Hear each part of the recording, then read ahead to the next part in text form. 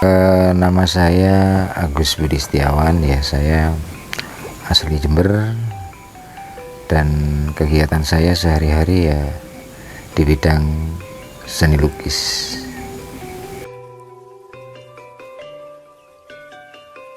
Saya sehari-hari ya memang dominan saya melukis ya, jadi kita ya mempelajari lah seputar dunia lukisan, permasalahan-permasalahan yang sifatnya teknis mengenai media juga, dan kemungkinan pengambilan subjek-subjek yang baru gitu.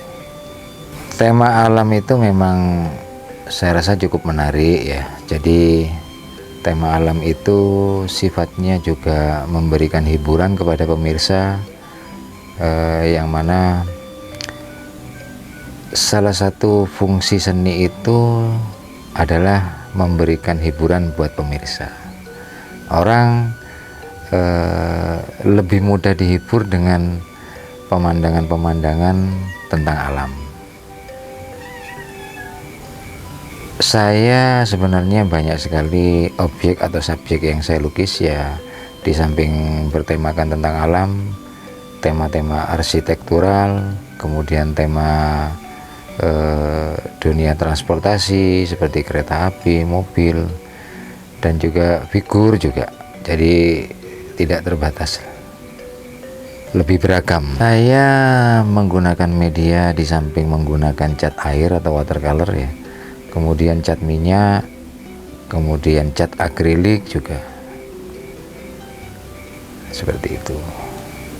Saya lebih condong kepada gaya realis impresionis. Jadi gaya realis itu gaya yang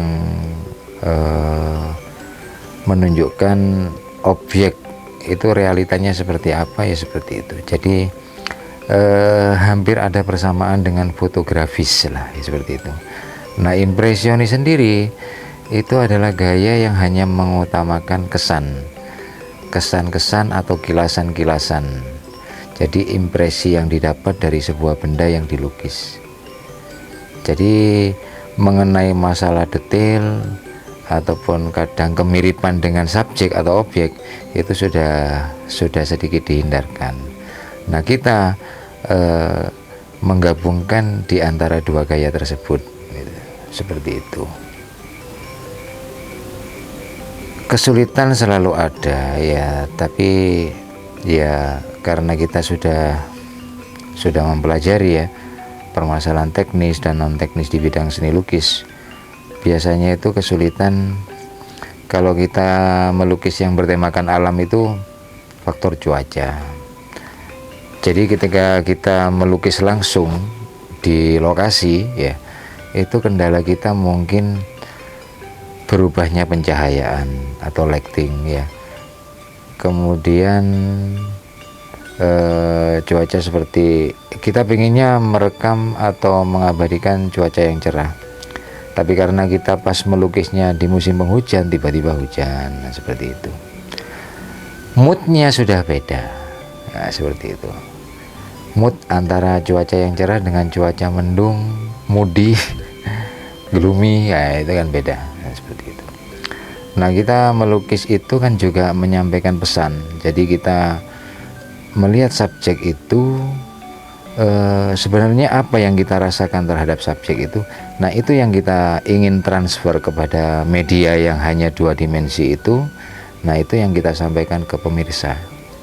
Jadi pemirsa itu biar bisa merasakan, oh ini suasananya kok asik gitu. Oh ini suasananya seperti apa, seperti apa, begitu. Jadi singkat kata kita memindahkan rasa subjek itu kepada ke dalam bidang dua dimensi atau bidang gambar itu. Cara menanggulangi cuaca yang tidak kondusif untuk semisal kayak kita kan mau yang cerah terus misal kayak iya, betul. Cara mengatasinya misalnya gimana?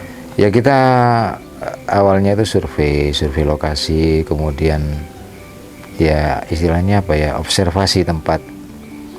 Jadi untuk menghemat atau mengefisienkan langkah-langkah kerja kita ya, jadi kita menentukan timingnya itu jam berapa berkait dengan banyak aspek di lingkungan tersebut, kondisi sosial kemasyarakatan juga. Nah, jadi kita melakukan komunikasi, mungkin di situ ada masyarakat atau warga, jadi semacam pendekatan psikologis lah.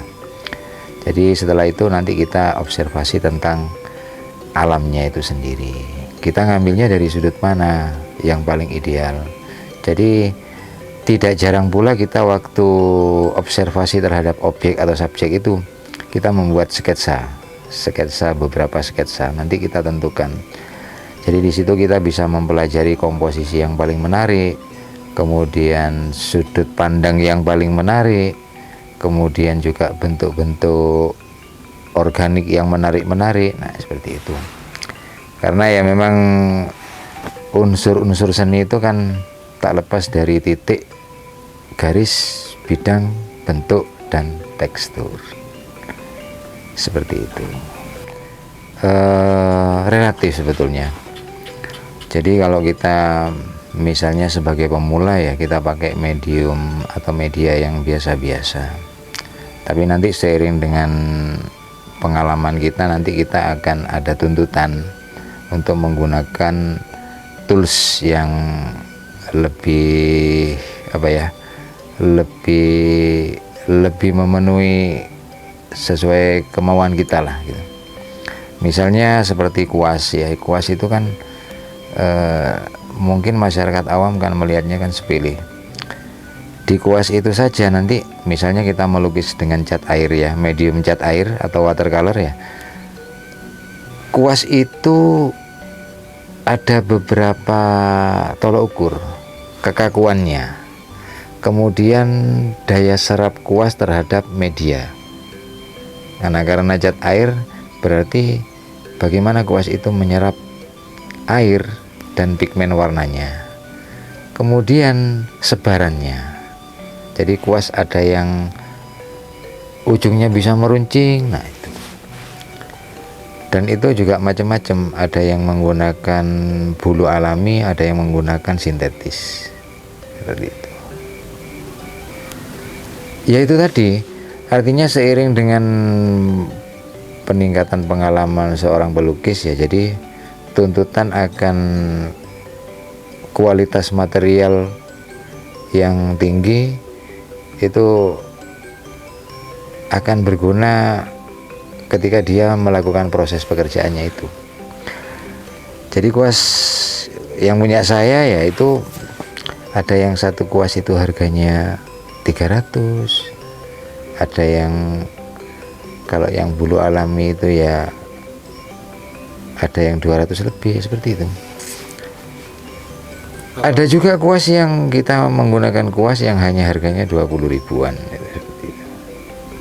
Jadi macam-macam. Jadi makanya seiring dengan peningkatan pengalaman seseorang dalam hal melukis itu nanti pasti ada tuntutan peningkatan kualitas toolsnya itu. Nah makanya saya tadi jelaskan ya, jadi kuas itu juga ada tolok ukurnya, kekakuannya, stiffnessnya itu, kemudian kemampuan kuas tersebut dalam menyerap air, kemudian kemampuan kuas tersebut dalam mendistribusikan warna. Nah, terus apa perbedaannya dengan kuas murah? Nah, kuas murah atau alat-alat lukis yang murah seperti kertasnya atau kanvasnya itu, nah itu pengaruhnya terhadap bagaimana seniman itu mengekspresikan dari apa yang dia gambar atau dia lukis ya, dia aplikasikan ke media kertas ataupun kanvas menggunakan kepanjangan dari gejolak jiwanya. Kan pelukis itu kan punya apa ya, jadi ketika dia melihat subjek, dia ngerasakan itu, nah dia ungkapkan itu dengan tangannya ya. Nah,